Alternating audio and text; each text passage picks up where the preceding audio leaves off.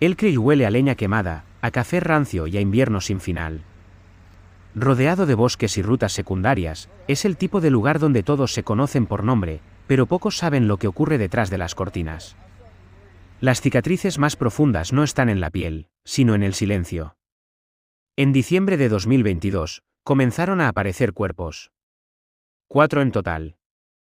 Todos varones, jóvenes, de entre 18 y 25 años.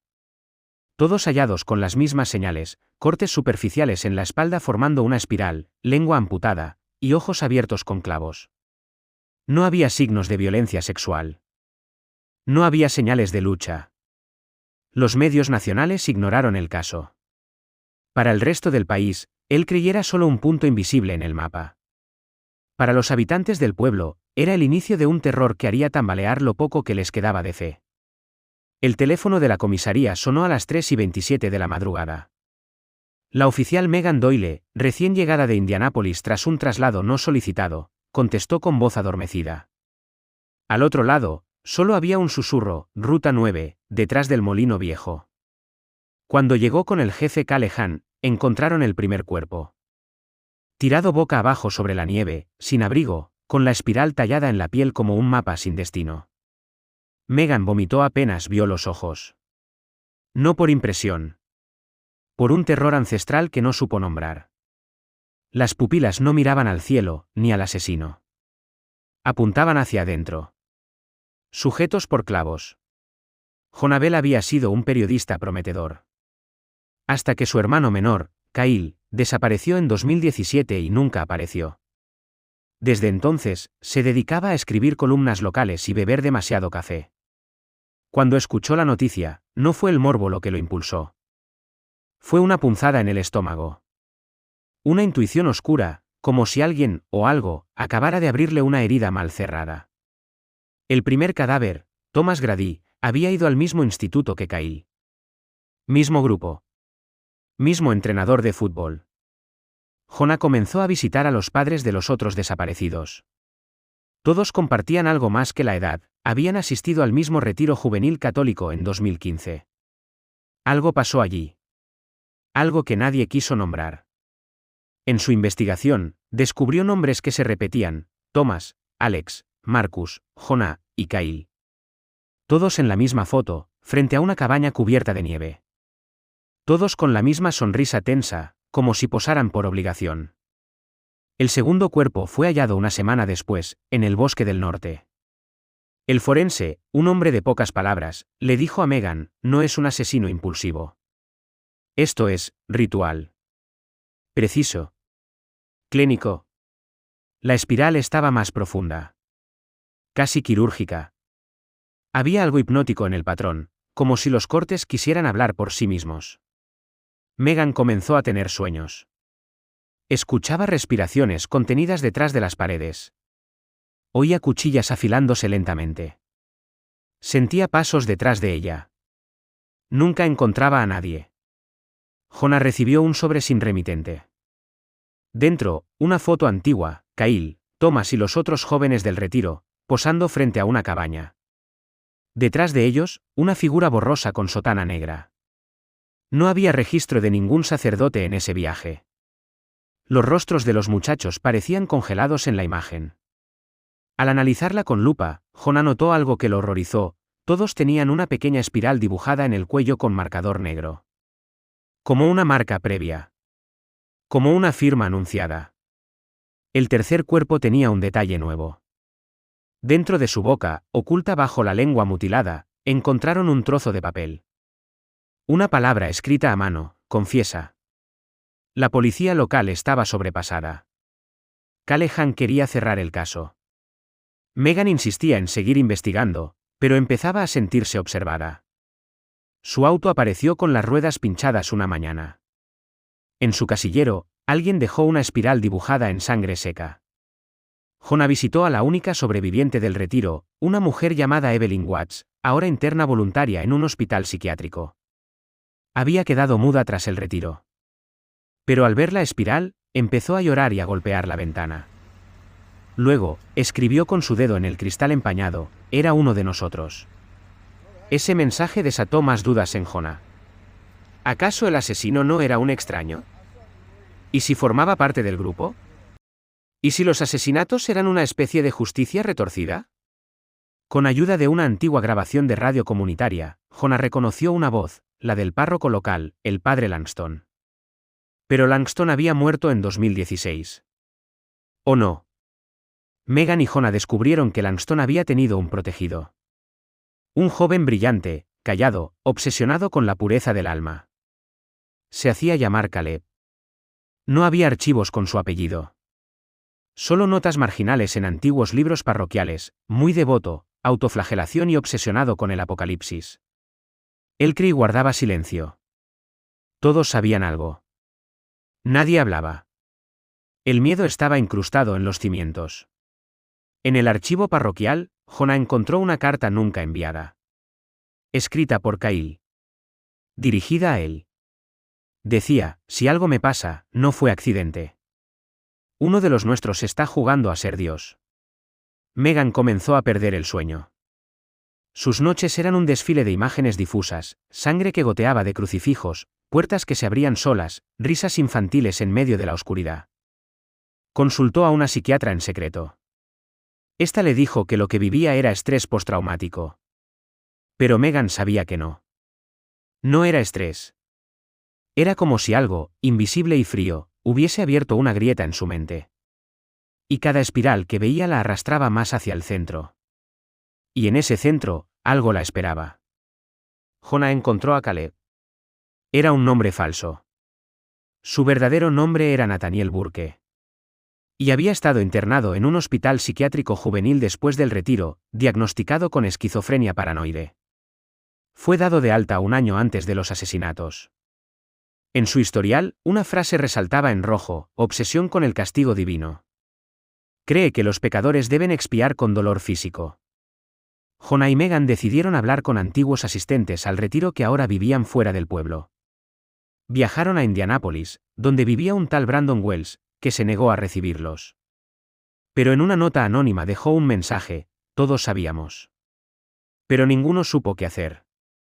Más tarde, en Chicago, encontraron a Darius Bass, otro exmiembro del grupo. Darius había caído en adicciones y vivía en un refugio. Les confesó entre sollozos que Langston les había pedido pruebas de obediencia. Caleb fue el único que cumplió todas sin cuestionar.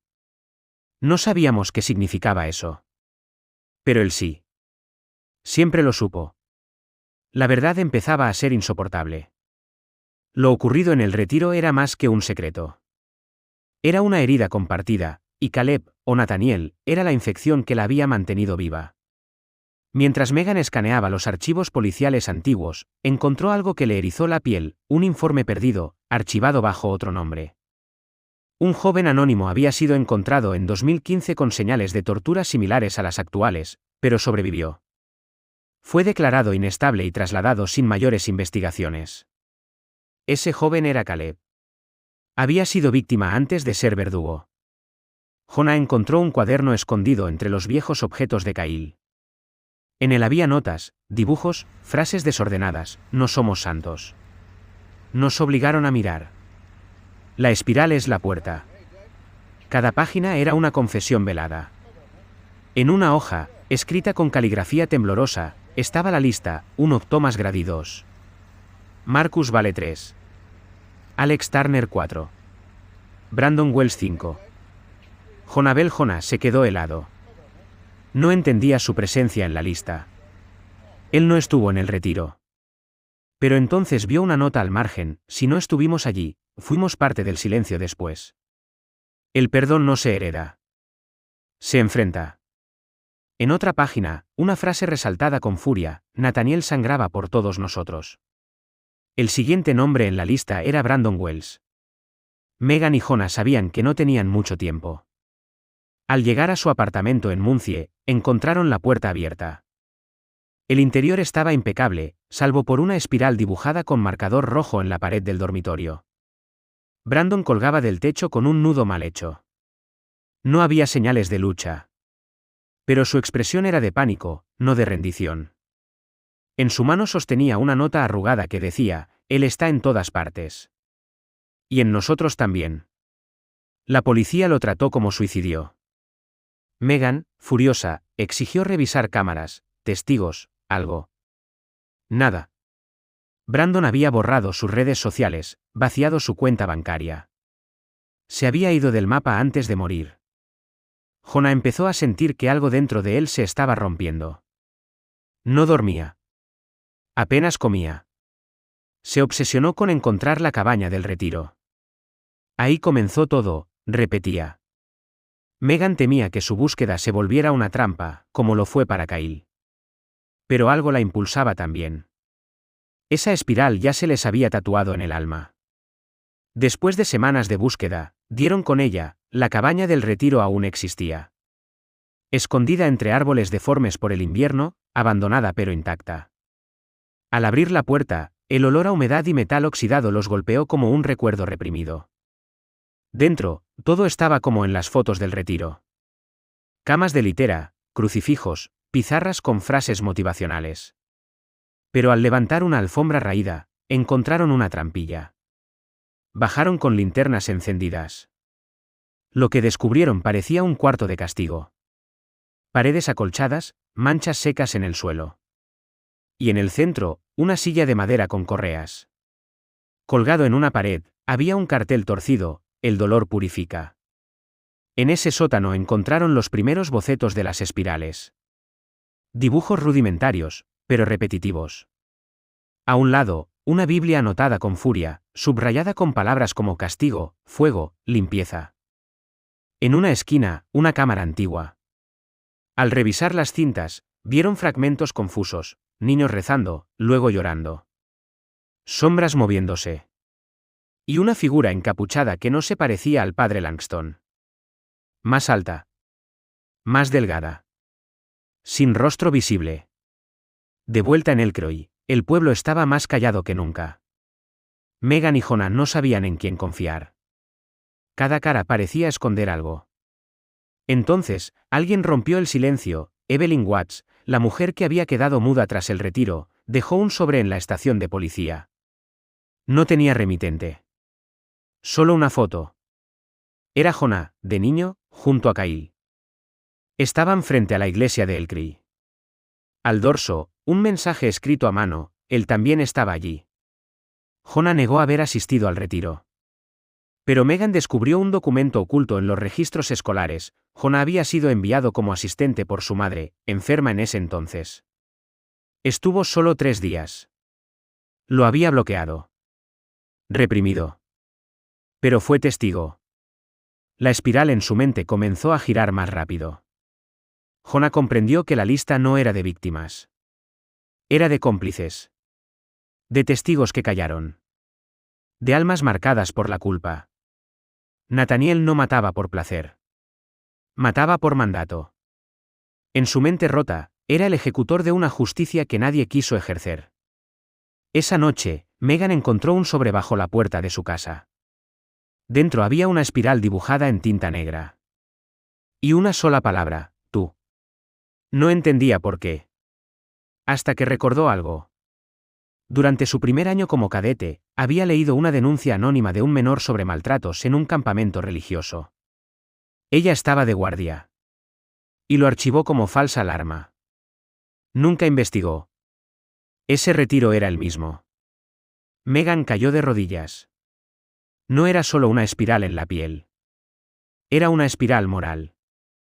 Elcroy enterró a sus muertos sin mirar atrás. Nathaniel Burke fue hallado sin vida semanas después, en la cabaña, rodeado de espirales talladas en las paredes con sus propias uñas. Nunca dejó una confesión. No hacía falta. Jonah dejó el periodismo. Se fue del pueblo. Megan pidió traslado y desapareció del sistema.